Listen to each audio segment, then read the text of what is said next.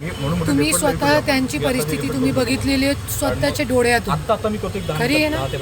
तो ती किती डिप्रेशनमध्ये होता आणि किती प्रेशर होता त्यांच्या डोक्यावरती आणि तेच प्रेशर तो मला करत होता की बोलू नका, मीडियावरती बोलू नका. आणि मी काय वेगळा काय वाईट बोलत पण नाही होती. मी पण तितका बोलत होती की न्यायालयाच्या माझे जे ॲडव्होकेट होते त्यांचा धन्यवाद, फक्त तितका मी बोलत होते.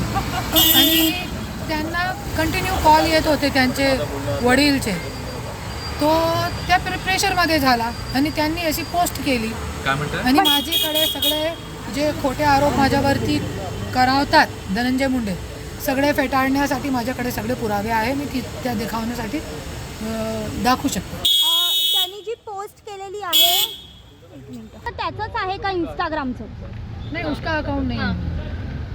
तो कोणी त्याच्याकडनं करून घेतले का ती पोस्ट? पता नाही क्या करवाया क्या नहीं करवाया. मी बघितली पण नाही, पोस्ट बघितली पण नाही आहे. मी मला पण पाठवा कोणती पोस्ट. त्यात तुमच्याबद्दल फार त्यांनी वाईट शब्द म्हटलेले आहेत, लिहिलेले आहेत. कोई बात नहीं, मेरा बेटा है. पति इतना कर रहा, बेटा थोड़ा तो कर सकता है ना.